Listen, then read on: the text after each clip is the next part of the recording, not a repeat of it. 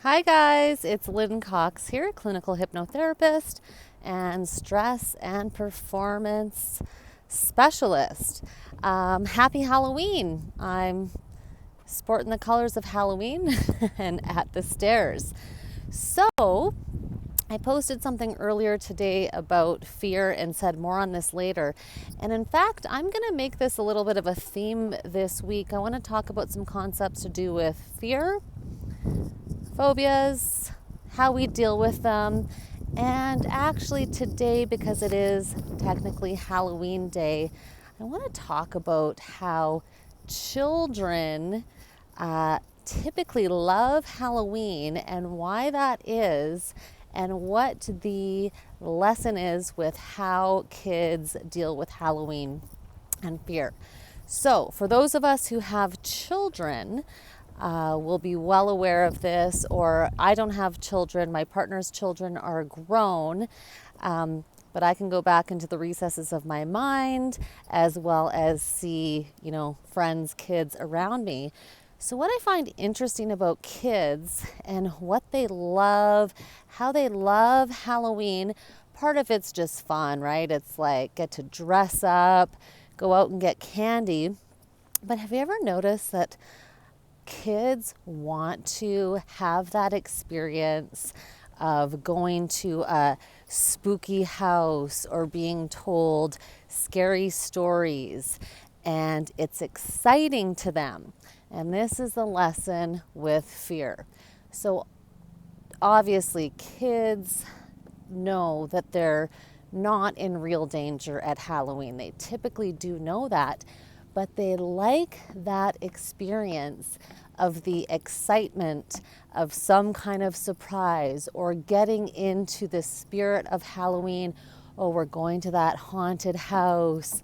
I can remember growing up in a small town in Alberta, and there would be, some houses that you didn't know anything about who lived there. You could be kind of spooked out, and it was really exciting to go and explore. So kids naturally understand that the way that we respond to fear and excitement are one and the same. That's something that we tend to forget as we enter into adulthood. And it's one thing I like to remind clients of. So if a client has, for example, a fear of public speaking, some kind of phobia or fear of flying, fear of traveling, fear of, losing something, fear of putting themselves out there, fear of, failure, etc. I like to remind people that we respond in the same way to excitement as we do to fear, physiologically speaking. So the key is to remind yourself, and you can do this through hypnotherapy, through RTT, you can retrain your mind and your belief structure to train yourself and become familiar with, rather than I fear this, I don't want to do this, it then becomes I'm excited to do this.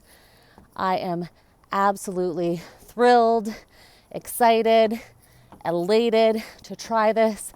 And then all of those physiological reactions and responses that we get in our body, sweaty palms, beating heart, we can tell ourselves that's excitement, not fear. So very much the same way little kids look at Halloween and getting spooked, going to the haunted house, running around in the dark, dressing up, they get excited about having that physiological reaction response to fear.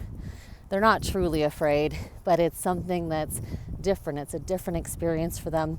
So all of us adults out there could adopt that childlike excitement that all kids have in and around this Halloween time.